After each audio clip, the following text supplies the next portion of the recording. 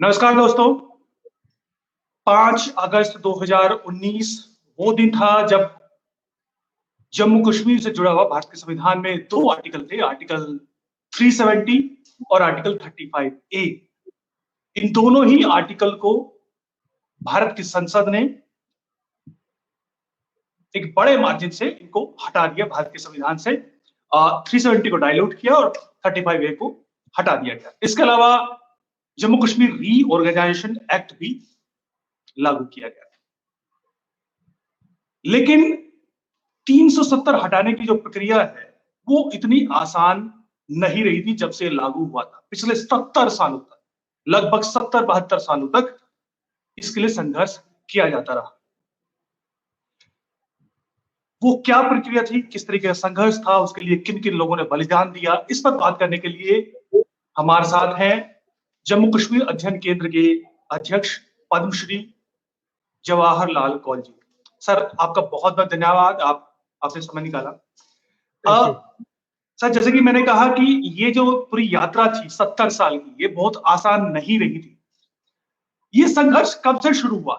जब 26 नवंबर 1949 को जब संविधान लागू हुआ, उससे पहले से ही जम्मू कश्मीर में आवाजें उठनी शुरू हो गई थी, या फिर उसके बाद जब लगा कि जो शेख अब्दुल्ला की जो उनकी चाह है, जो उनकी कर्तव्य है, जो उनकी कोशिश है, वो पूरी तरह से अलगाववादी है, उसके बाद ये आंदोलन शुरू हुआ विरोध का? कहां से ये विरोध शुरू हुआ, संघर्ष शुरू होता है?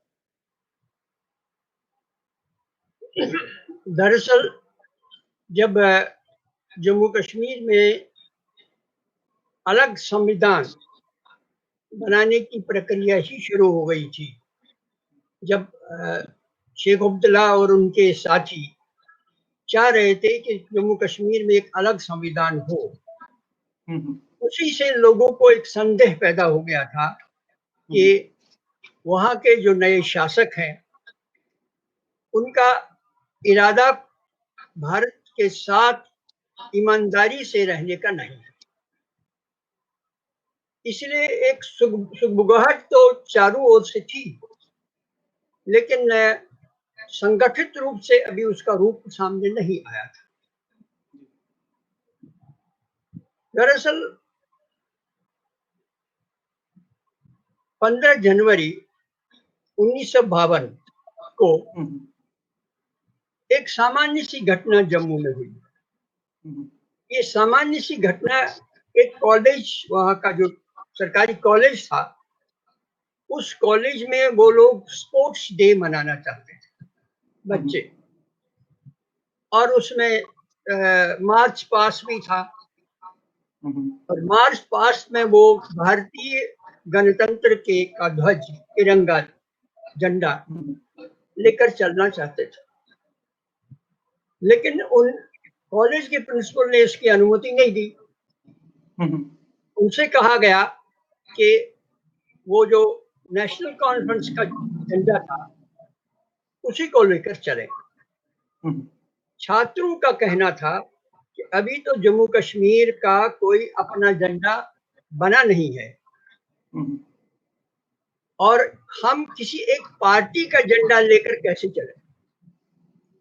उन्होंने नेशनल कॉन्फ्रेंस के झंडे को लाल झंडा था जिसमें हल का निशान हुआ करता था, वो लेकर चलने से इनकार कर दिया। इसी से एक एजिटेशन, कॉलेज के अंदर एक एजिटेशन शुरू हुई। उनके खिलाफ सख्त कार्रवाई की गई, पुलिस आई, लाठीचार्ज हुआ और कुछ लड़कों को, उनके नेताओं को गिरफ्तार किया गया। लेकिन फिर भी आंदोलन रुका नहीं। ये आंदोलन अन्य कॉलेजों में और जम्मू के अन्य छोटे मोटे नगरों तक फैल गया छात्रों में। अभी तक ये छात्र आंदोलन ही था, लेकिन शेख मोहम्मद अब्दुल्ला, उनके सलाहकार मिर्जा अब्दुल बेग, जो उनके कैबिनेट में सेकंड पोजीशन पर थे, और बख्शी गुलाम अहमद जो गृह मंत्री थे, उन सब ने ये कहना शुरू किया कि इन छात्रों को पीछे से कोई पार्टी शह दे रही है।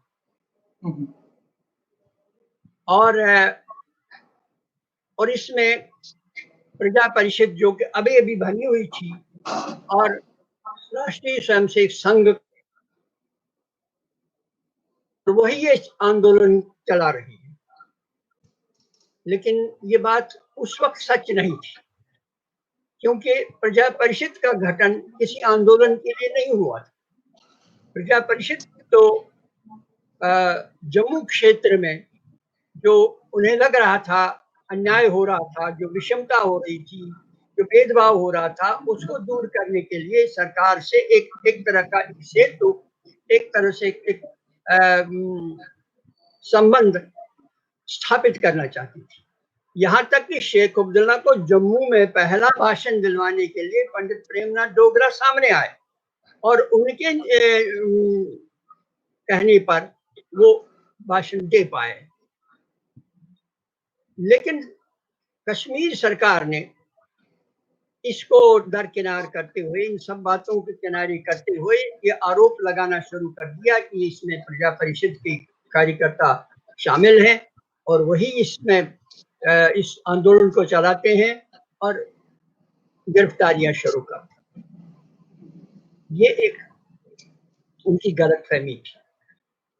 गलतफहमी इसलिए थी कि उन्हें अनुभव था, शेख अब्दुल्ला को ये अनुभव था कि जब वो आंदोलन चलाते थे और जब जम्मू में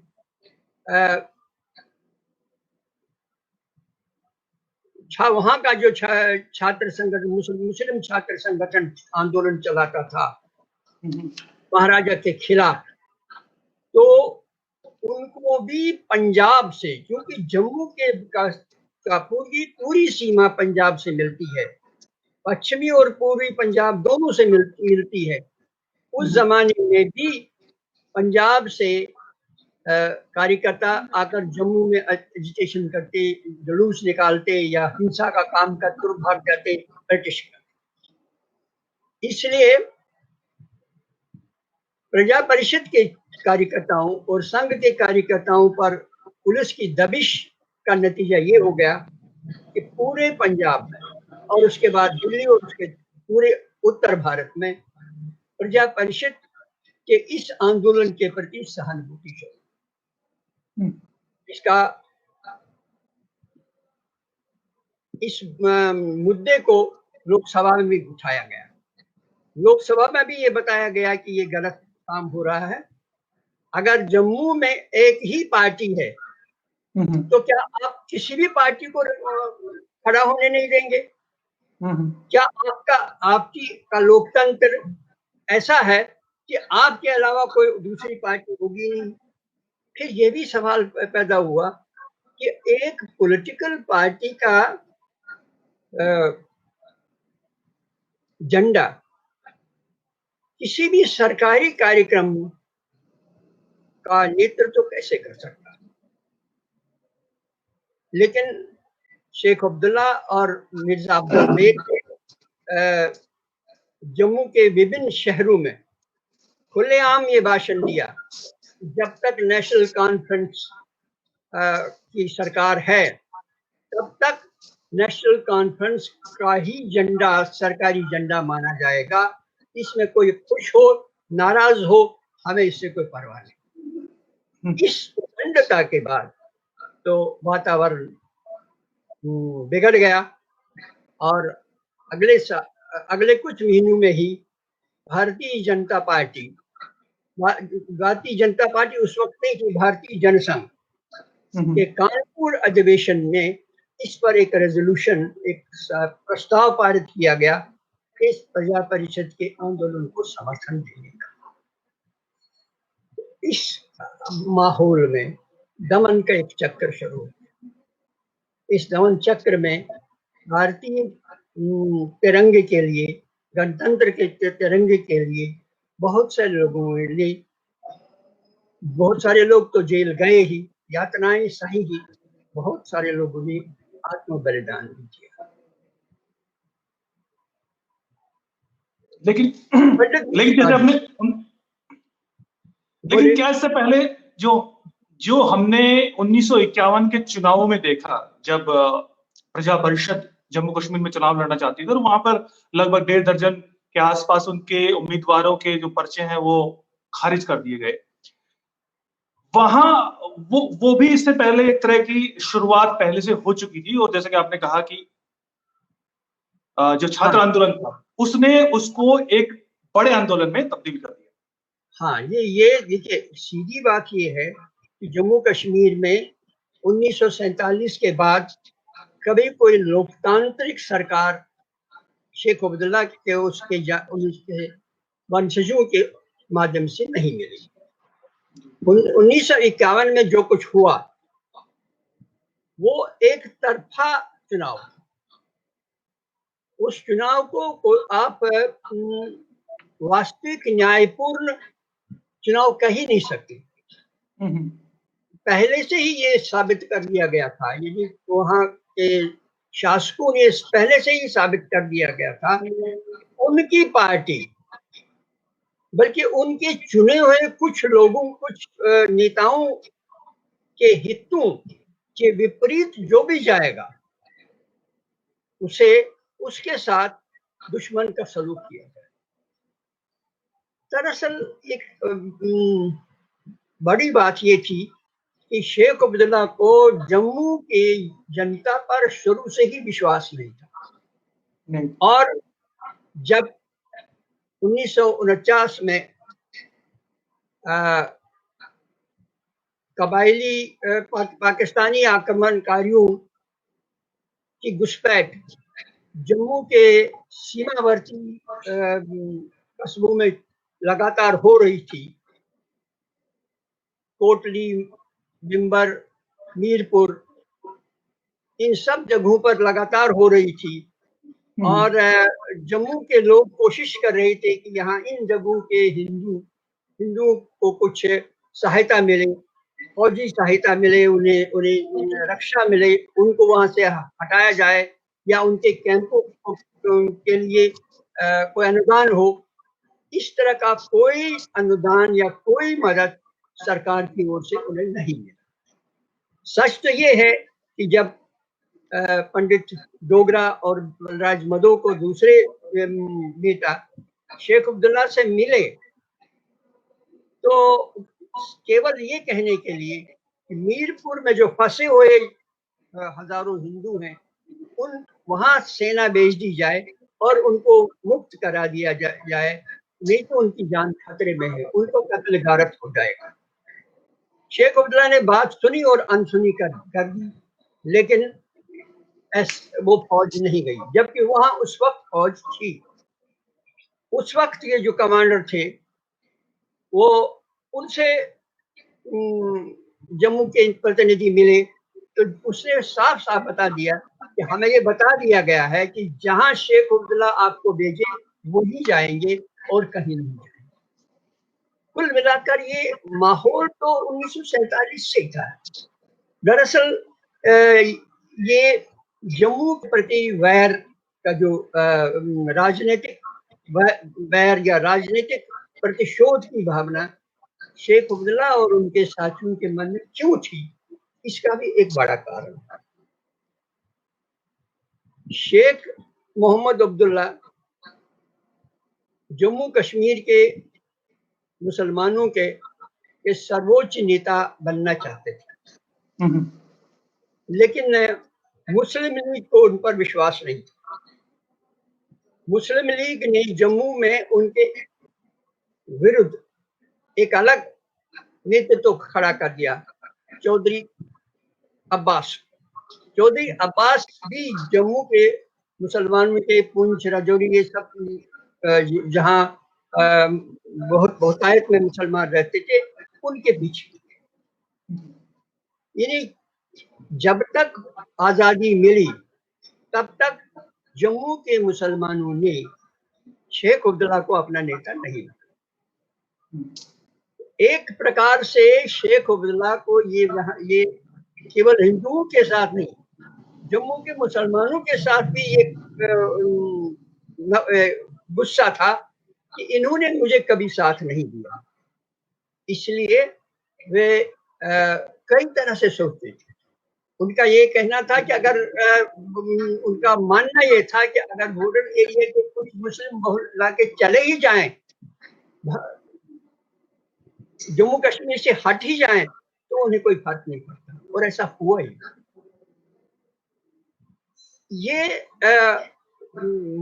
जो मन में एक तरह का दुराव पूरे क्षेत्र के बारे में था, इन महाराजा हरि सिंह से जो दुश्मनी थी वो पूरे जम्मू के क्षेत्र के लोगों के लिए दुश्मनी में तब्दील करना शेख अब्दुल्ला की सबसे बड़ी भूल थी और सबसे बड़ा अपराध था।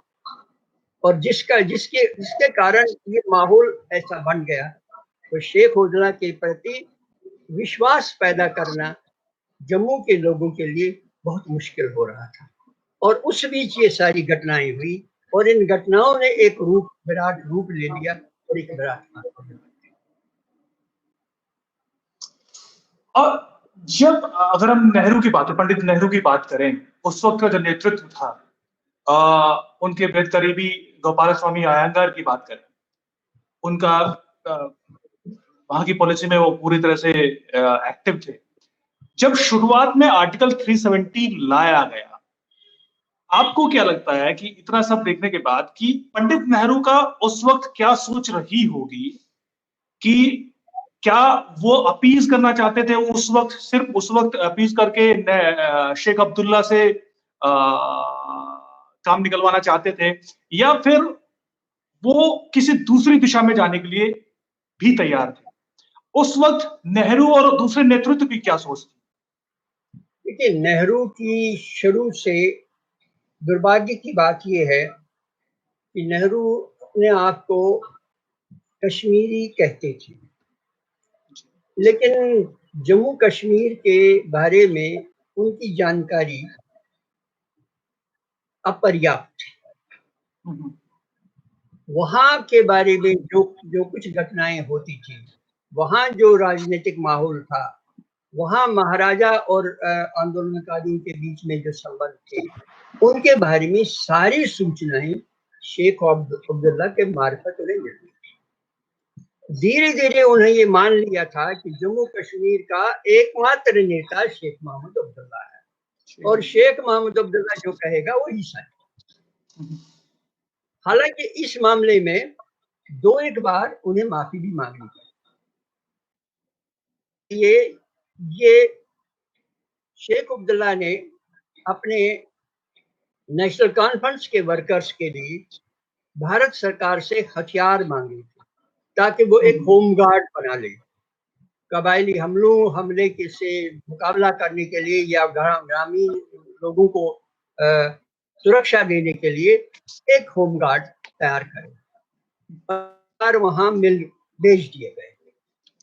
लेकिन ये होम गार्ड का सिलसिला केवल कश्मीर वैली के लिए किया गया, न तो इसका लद्दाख से कोई संबंध था, न जम्मू से। जम्मू के बॉर्डर एरियाज में भी लोगों को तकलीफ हो रही है, लोगों को परेशान किया जाए, उन्हें हिंसा का शिकार होना पड़ता है, इसका कोई नहीं था।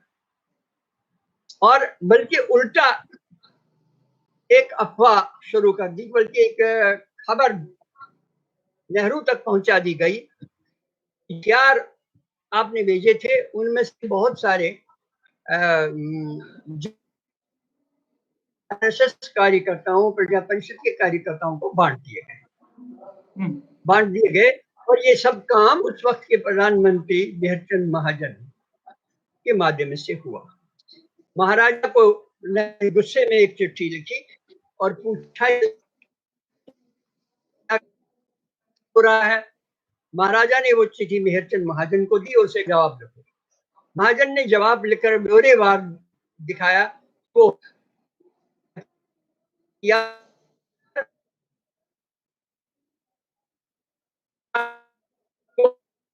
अफसर के पास गए हैं या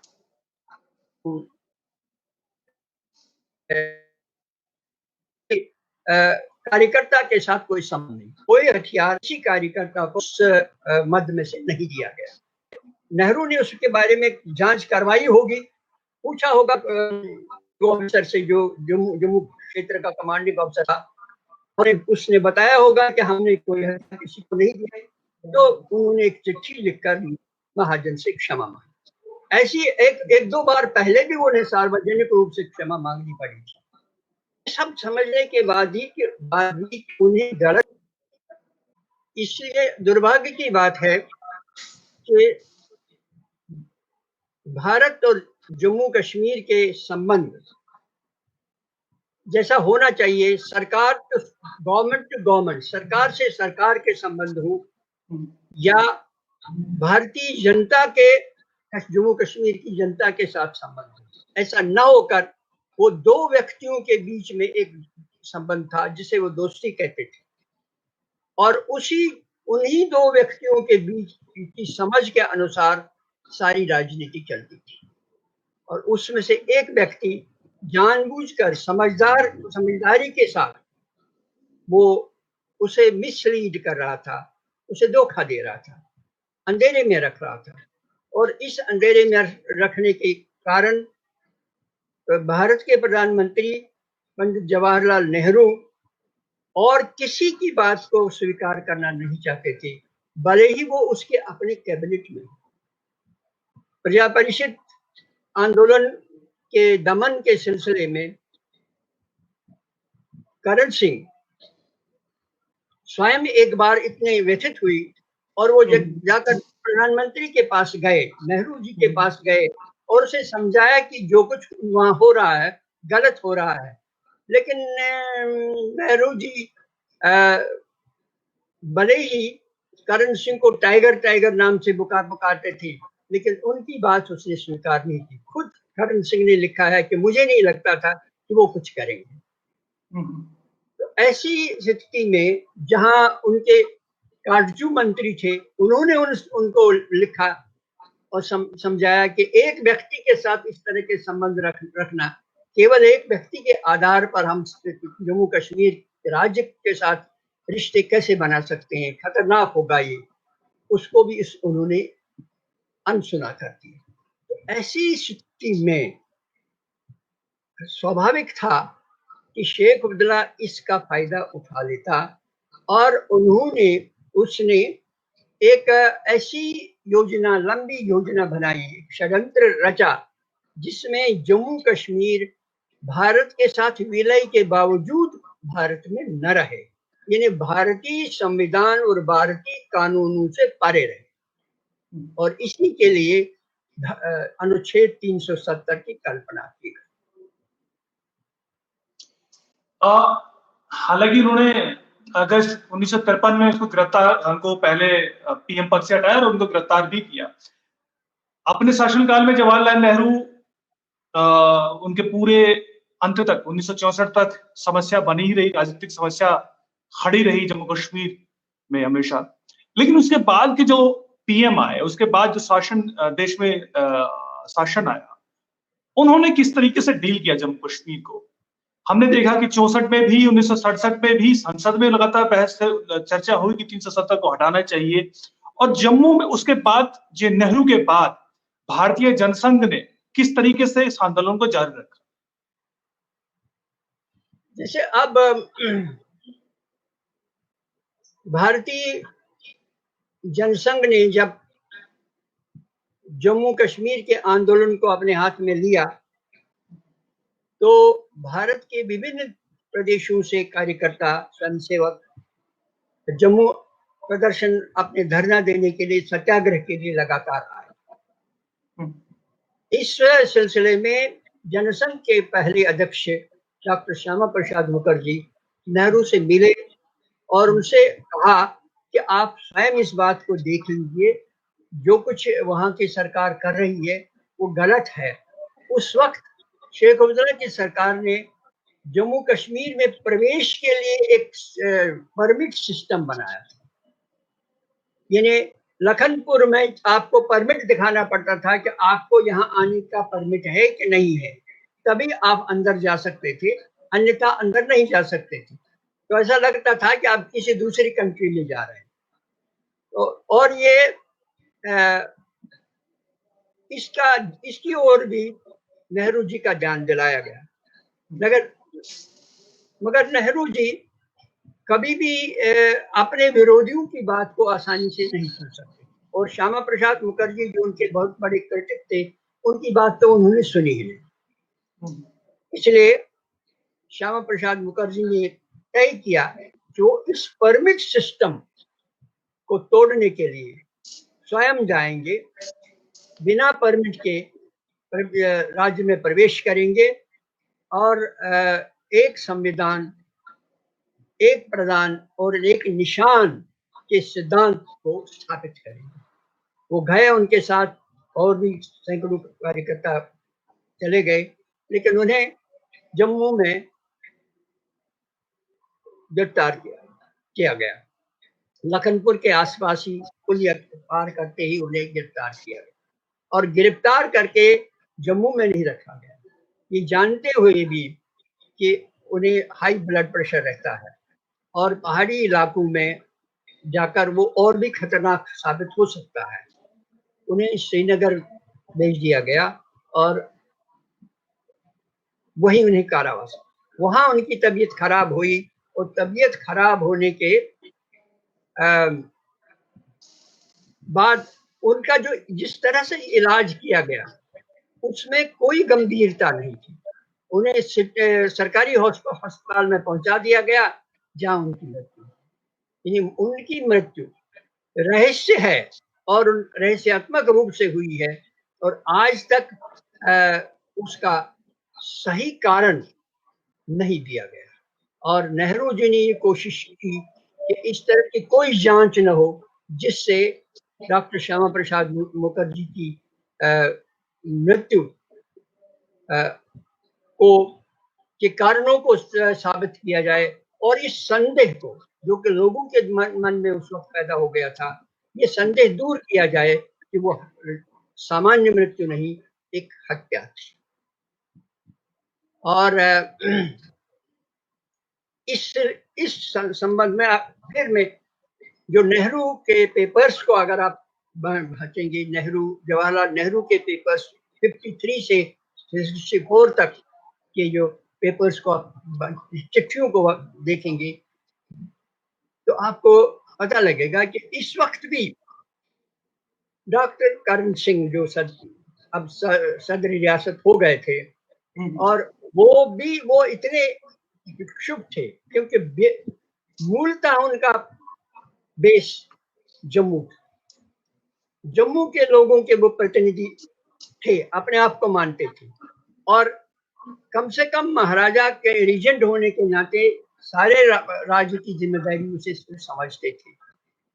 वो फिर नेहरू के पास गए। नेहरू उस वक्त विदेश में थे, वो इसलिए उन्होंने एक चिट्ठी लिखी उन्हें और उस चिट्ठी में उन्होंने बड़ी दुख के साथ डॉक्टर श्यामा प्रसाद मुखर्जी की मृत्यु के बारे में बताया और साथ ही ये भी बताया कि उन्हें तक ये जानकारी नहीं दी गई थी कि वो बीमार हैं या उन्हें हॉस्पिटलाइज किया गया या उन्हें उनके मृत शरीर को वापस कलकत्ता भेज दिया गया। ये सूचनाएं मुझे बाहर से मिली, सरकार की ओर से मुझे ये सूचना भी नहीं मिली। इसलिए ये संदेह जो अगर लोगों के मन में हो रहा है कि रहस्य है तो गलत नहीं। जो मांग उस वक्त उठी थी कि डॉक्टर श्यामा प्रसाद मुखर्जी की मृत्यु की उच्च स्तरीय जांच हो, वो सरकार ने कभी नहीं की, क्योंकि उस समय भी कांग्रेस पार्टी के लिए जवाहरलाल नेहरू ही सबसे महत्वपूर्ण व्यक्ति थे। ये उन्हें लगता था कि नेहरू के बिना कांग्रेस का कोई वजूद ही नहीं, जैसा आज है। आज भी नेहरू खानदान के बिना कांग्रेस का कोई वजूद दिखाई नहीं देता उनको, तब भी दिखाई नहीं देता था। इसलिए वो ये नहीं चाहते थे कि किसी तरह अगर कोई गलत साबित हो जाए, उनकी कोई कोशिश गलत साबित हो, कानूनी तौर से गलत हो, तो उनकी प्रतिष्ठा समाप्त। जहां तक आपने दूसरा इसी के साथ पूछा था कि नेहरू के निधन के बाद भी जो भारत की सरकारें आई वो नेहरू वंश से हूं या नेहरू वंश से इतर अलग भी हूं, उनमें से किसी ने भी ये कोशिश नहीं की कि वो धारा 300 अनुच्छेद 370 को हटाए। उसका बहुत बड़ा कारण ये था कि ये मान लिया गया था कि धारा 370 को हटाना संभव नहीं। ये धारा पैदा कर, ये वहम लोगों में पैदा कर दिया गया उसके, और लोग इस पर इसलिए विश्वास करने लगे थे कि जो प्रक्रिया धारा 370 को हटाने की है, जो उस कानून के अंदर ही है, वो इतनी जटिल है कि वो उसे पूरा किया नहीं जा सकता, ऐसा लोगों का मानना।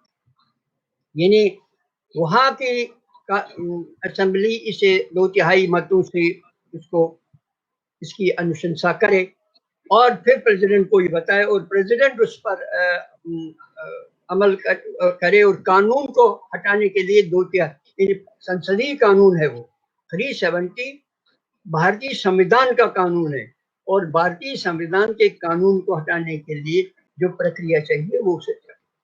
और चूंकि शेख अब्दुल्ला के जमाने में और जिस तरह के वहां इलेक्शन होते रहे हैं, उस तरह के इलेक्शन में ऐसी असेंबली पैदा ही नहीं होगी जो 2/3 बहुमत से कोई सिफारिश भारत सरकार को करे। इसलिए मान लेते थे 370 नहीं जाए, लेकिन ये गलत है। ये गलत है क्योंकि इस बात पर सोचा ही नहीं गया। जब भी कभी कोशिश की गई, नेहरू के जीते जी भी एक बार कोशिश की, एक प्राइवेट मेंबर थे शास्त्री जी, और उन्होंने एक बिल पेश किया, लेकिन उस बिल को समर्थन करने के लिए सभी पॉलिटिकल पार्टीज के लोग आए। यहाँ तक कि जम्मू कश्मीर का एक सांसद भी उसमें शामिल हो गया। कुछ कांग्रेसी भी उसको समर्थन करने के लिए तैयार है। इससे कांग्रेस घबरा गई और एक व्हिप जारी कर दिया गया। सब कांग्रेसियों से कहा गया कि इस बिल का बिल्कुल समर्थन नहीं किया जाए और उसको प्रवेश ही नहीं करने दिया। इस स्थिति में कानूनदान भी, बड़े अच्छे वकील भी, जब हम लोगों ने जम्मू कश्मीर अध्ययन केंद्र के तहत कई साल पहले से ये इसकी मांग शुरू की थी, तब निचले स्तर के जो कानूनदान या वकील थे वो तो इस बात को समझते थे कि ऐसा संभव है, लेकिन बड़े वकील और बड़े जज अब भी इस बात के लिए तैयार नहीं थे, ये मानने को तैयार नहीं थे कि इसे संवैधानिक रूप से हटाया जाए। दरअसल आपको मैं बता दूं, हमारे पास कितना टाइम है? हाँ, हम बात कर सकते हैं सर, कोई इशू नहीं। हम ठीक है। हमारे पुराणों में एक कथा भस्मासुर की, जो बहुत लोगों ने सुनी हो। भस्मासुर ने शिव की बहुत आराधना की थी और शिव को प्रसन्न करके उन्होंने उसे वरदान लिया, और वरदान भी विचित्र था कि उस वरदान ये था कि जिसके सर पर मैं हाथ रखूं वो भस्म हो जाए। शिव ने सोचा, लेकिन क्योंकि वो शिव जी को मानते हैं कि वो आशुतोष है, हर वक्त लगातार आसानी से वरदान देते हैं, उन्होंने दे दिए। अब भस्मासुर को लगा कि अब मैं सर्वशक्तिमान हूं। सबसे पहले उसने ऋषि मुनियों को सताया, फिर और लोगों को सताया, और फिर जाकर सीधे शिव को इस सर पर हाथ रखने के लिए दौड़ पड़ा। जब शिव की जान खतरे में पड़ गई तो सारे लोग विष्णु के पास गए। तो विष्णु ने जान लिया और जान लेकर मुस्कुरा दिया। तो उन्होंने पूछा कि आप मुस्कुरा क्यों रहे? उसने कहा कि इस समस्या का हल, इस समस्या का हल तो इस वरदान में ही नहीं था। यानी अगर ये हाथ अपने सर पर रख दे तो सब कल्याण हो जाएगा। ठीक वैसा ही 370 का गठन है। 370 में एक धारा के अंतर्गत उसमें अमेंडमेंट किया जा सकता है, और ये इसलिए जरूरी था। इसको ध्यान शेख अब्दुल्ला और बाकी लोगों का ध्यान तब नहीं गया था क्योंकि जब गवर्नर से आपको बदलकर गवर्नर चुना हुआ नहीं है, निर्वाचित गवर्नर से पोस्ट को बदलकर आपको निर्वाचित सदर रियासत बनाना है, तो इसके लिए अमेंडमेंट जरूरी है। ये 337 में आप अमेंडमेंट करेंगे तभी होगा, और इसलिए वो व्यवस्था उसमें है। वो अमेंडमेंट किया गया और सदरी रियासत बन गए और बाकी चीजें हुई। अगर एक बार आप अमेंडमेंट कर सकते हैं तो दूसरी बार क्यों नहीं कर सकते? अगर एक छोटी बात, एक बात के लिए अमेंडमेंट कर सकते हैं तो 10 बातों के लिए क्यों नहीं कर सकते? इसी का फायदा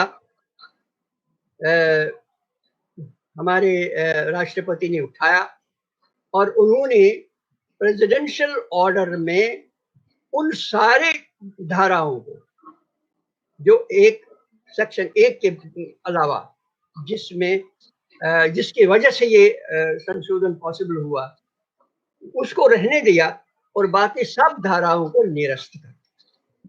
इससे पहले कि जितने प्रेसिडेंशियल ऑर्डर्स हैं वो सब खत्म हो गए। जब वो खत्म हो गए तो अनुच्छेद 377 इनऑपरेटिव हो गया।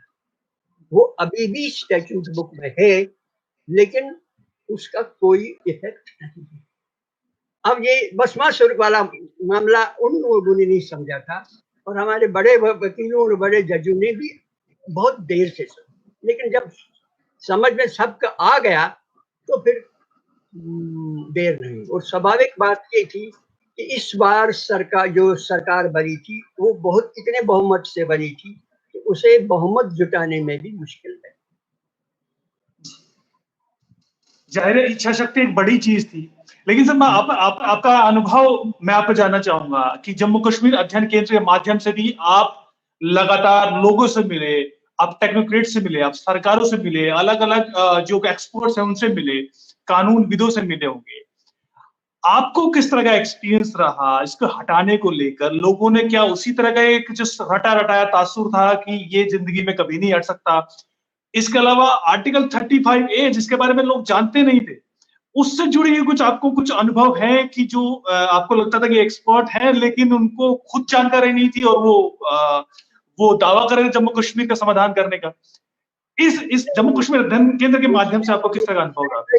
इसमें कई तरह के लोग थे, जो सामान्य लोग थे जी, आम जनता जिसे कहते हैं, वो तो चाहती थी कि अनुच्छेद 370 हट जाना चाहिए जी। वो चाहे किसी भी धारा के, वो बीजेपी वाले हों या ना हो, कांग्रेस के हों या समाजवादी हों, सब ये चाहते थे कि हट जाए। ये आम आदमियों की तरह, जो थोड़े बहुत पढ़े लिखे लोग थे, अपने आप को थोड़ा बौद्धिक मानते थे, वो ये मानते थे कि शायद ये हटाना बहुत आसान नहीं है, ये पार्ट ऑफ द कॉन्स्टिट्यूशन हो गया है एक साथ। इसी तरह लीगल फ्रेटर्निटी में भी ऐसी बात थी। लीगल फ्रेटर्निटी में जो नौजवान लोग थे तो वो लगातार पढ़ते लिखते थे, तो उनको लग रहा था कि इसमें तो हटाया जा सकता है। लेकिन जो जज पुराने दौर से निकलकर जज बन गए थे और इतने सालों से 370 से संबंधित किसी भी प्रार्थना को, किसी भी अर्जी को वो स्वीकार नहीं करते थे। उन्होंने एडमिट ही नहीं किया, उसे मानते ही नहीं थे, क्योंकि उनका भी ये मानना था कि ये तो बात बनेगी नहीं। लेकिन जैसा मैं कह रहा हूँ कि एक यंग तबका था इस समाज में जो नया उभर कर लोगों का आता, तो वो ये मानता था। ऐसे बड़े लोग भी थे, जैसे जगमोहन जब गवर्नर थे जम्मू कश्मीर के, तो उन्होंने एक चिट्ठी राजीव गांधी को, जो प्राइम मिनिस्टर थे, उनको लिखा था और उनसे सजेस्ट किया था कि जब असेंबली का सेशन में न हो, जब राज्यपाल का शासन हो, तब आप ऐसा कदम उठा सकते हैं। लेकिन अगर उनके पिता और उनकी माँ, मतलब राजीव गांधी की माँ और उनके नाना जी नहीं कर पाए, तो वो हिम्मत कैसे करते? तो उन्होंने कुछ नहीं किया। और इस तरह के प्रयास छोटे मोटे कुछ लोगों के दिमाग में था, ऐसा नहीं कि किसी को नहीं पता, लेकिन जिनको पता था उनकी बात कोई सुनता नहीं था। इसलिए हमें लगा कि इसमें पूरे देश में जाकर लोगों से मिलना, सेमिनार करना, गोष्ठियां करना, बातचीत, इंडिविजुअल बातचीत करने से एक अवेयरनेस पैदा हो जाए, तो लोग एक दूसरे की बात को समझने की कोशिश करें। और सरकारी लोग भी, सरकारी मंत्री भी इसमें शामिल हों, उन्हें भी समझ में आए कि नहीं, ये संभव है। और कभी न कभी ऐसा हिम्मत वाला आदमी आ ही जाएगा जो ये करेगा। एक, जहां अनुच्छेद 335 को मैं मानता हूं it's a fraud on Indian constitution, क्योंकि प्रेसिडेंशियल ऑर्डर 1954 में ये व्याख्याएं की गई थी कि 370 में क्या सरकार को क्या अधिकार है, क्या अधिकार नहीं है, किसको नागरिकता देनी चाहिए, किसको नहीं देनी चाहिए, किसको ये सारी चीजें उसमें हैं। इसी कानून के आधार पर बाद में इस प्रेसिडेंशियल ऑर्डर को ही बाद में चुपचाप संविधान का की धारा बना दिया गया, जो कि कभी संभव नहीं। भारतीय संविधान इस बात की इजाजत नहीं देता कि कोई भी पदाधिकारी, चाहे वो प्रेसिडेंट हो या प्राइम मिनिस्टर हो या पूरा कैबिनेट ही क्यों न हो, कि किसी भी प्रेसिडेंशियल ऑर्डर को उठाकर भारतीय संविधान का एक स्टैट्यूट बुक में शामिल करें और उसे धारा बनाए। धारा बनाने के लिए ये इसको कॉन्स्टिट्यूशन का अमेंडमेंट कहते हैं। कॉन्स्टिट्यूशन का अमेंडमेंट करने के लिए जो शर्तें हैं वो पूरी होनी चाहिए, और वो उसे पार्लियामेंट के दोनों सदनों से व्यापक बहुमत से पारित होना है डिस्कशन के बाद। ऐसा नहीं किया गया, यानी वो पार्लियामेंट से पारित कानून नहीं है, और अगर कानून नहीं है तो कानून है कैसे? ये बात शायद उस वक्त की सरकार के दिमाग में रही या एक्सपर्ट्स ने उन्हें बताई दी, और इसे अनुच्छेद 35 के बाद नहीं रखा गया। यानी अगर पार्लियामेंट आप संविधान की पुस्तक आप पढ़ लें, ये पुस्तक 35 के बाद आपको 35A नहीं मिलेगा, नहीं मिलेगा। 35 के बाद आपको 36 मिलेगा, 37, 38 ऐसे मिलेगा। और इसलिए आपके दिमाग में 35A जैसी कोई ऐसा कोई स्टैट्यूट का कोई कानून है, ये आपके दिमाग में आएगा ही। ये बरसों तक उन्हें आम स्टूडेंट से छिपाया गया। और ये कहाँ था? ये शेड्यूल में पीछे जो परिशिष्ट में रखा गया था। अब कानून की किताब में जब 35A आप पढ़ेंगे तो 35A है ही नहीं, तो आप मानकर चलेंगे कि ऐसी कोई चीज है। बरसों तक तो लोगों को ये पता ही नहीं चला कि ऐसा कानून है। जब पता लगा तब उनके दिमाग में हुआ कि ये कानून बना कैसे? ये कानून बन ही नहीं सकता। तो इसलिए मैं ये मानता हूं कि ये एक खतरनाक प्रवृत्ति थी जिसको खत्म किया गया, क्योंकि इस प्रवृत्ति का मतलब ये होता है कि अगर आज आप एक कानून को इस तरह स्नीक करके चोरी छिपे संविधान में डाल सकते हैं, तो आप अधिनायकवाद का कानून भी डाल सकते हैं। मैं मानता हूं कि अगर इंदिरा गांधी की इमरजेंसी के समय इस तरह का सलाहकार उन्हें मिल गया होता तो उन्हें उसे सलाह दी होती, अगर ऐसा कर सकते हैं तो इंदिरा गांधी भी कर सकती थी कि इमरजेंसी को परमानेंट बना। इट इज सिंपली हिटलरियन कॉन्सेप्ट, जिसको हर हालत में 370 रहता या न रहता, 35A हैड टू गो। अब चूंकि दोनों ही हटा दिए गए हैं और इसके बाद काफी कुछ हो चुका है, जम्मू कश्मीर में नई डोमिसाइल पॉलिसी आ चुकी है। जो वहां के 35A पीड़ित थे, महिलाएं थी, वाल्मीकि समाज था, गोरखा था, वेस्ट पाकिस्तानी रिफ्यूजी थे, पीओजे के विस्थापित थे, इन तमाम लोगों को डोमिसाइल मिलने की प्रक्रिया शुरू हो चुकी है। किस तरीके से देखते हैं पिछले 1 साल को आप? बाइफर्केशन भी हुआ है, तो अब तक जो हुआ और आगे की जो राह है, आगे क्या संकल्प और लेने हैं, क्या कदम और उठाने हैं, उसको आप किस तरीके से देखते हैं, वो हमें बताइए। देखिए, आम लोगों के दिमाग में ये बात रही होगी, ये स्वाभाविक भी है कि 370 हट गया, अब सारी समस्याएं एकदम खत्म हो जाएगी जी। और वैसा एक सारी समस्याएं खत्म हुई नहीं, ये होती नहीं हो। और फिर ये कोरोना का समय आ गया, जिसमें न केवल सरकार का ज्यादातर अमला और मंत्रिमंडल इस महामारी की रोकथाम के लिए लगा हुआ है, बल्कि देश पर आर्थिक दबाव भी बहुत बड़ा। जब हम कुछ बड़े काम करना चाहते हैं किसी राज्य में, बड़ी योजनाएं ये करना चाहते हैं, जैसे रोजगार के संबंध में, जैसे डेवलपमेंट के और साधनों, जैसे जमीन, गरीब किसानों के बारे में, ये सब एक भारी आर्थिक मदद की मांग करते हैं। तो ये कहना सही है कि जो इस तरह की स्वाभाविक कठिनाइयां आई, उनकी वजह से थोड़ा प्रगति कुछ धीमी रह गई, लेकिन जो कुछ हुआ वो बहुत है। उदाहरण के लिए ये सैद्धांतिक रूप से स्वीकार किया गया कि सीमांकन होना चाहिए और जम्मू और कश्मीर के बीच में अगर इस तरह का कोई भेदभाव हो, उसे मिटाया जाना चाहिए। ये भी तय हुआ कि वहाँ की स्थानीय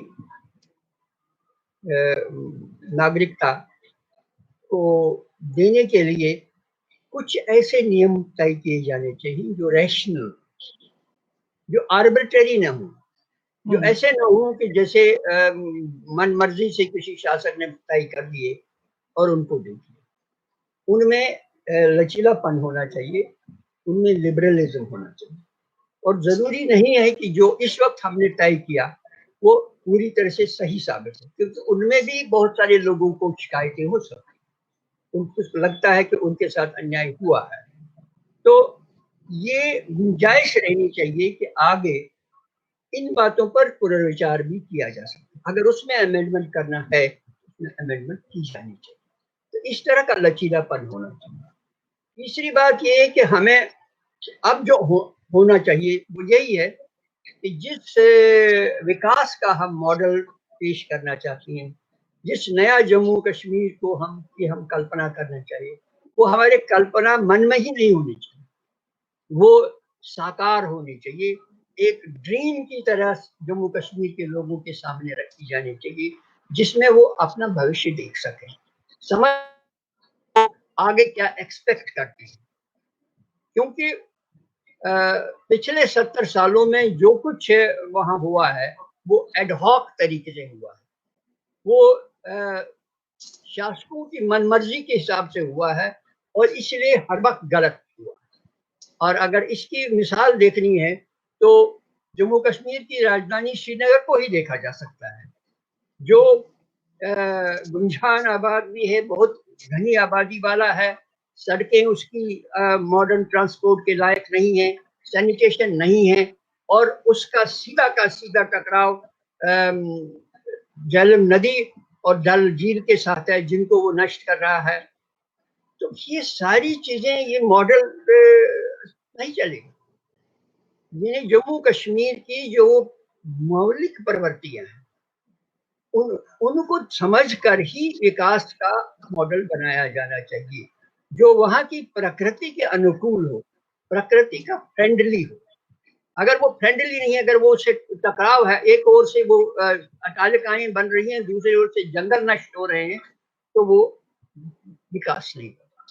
इसी तरह रोजगार के साधनों को जन जन तक पहुंचाने के लिए रूरल डेवलपमेंट की बहुत है। एक अच्छी बात ये हुई है कि इससे पहले 370 हटने से पहले ही पंचायती राज की स्थापना जम्मू कश्मीर में हुई।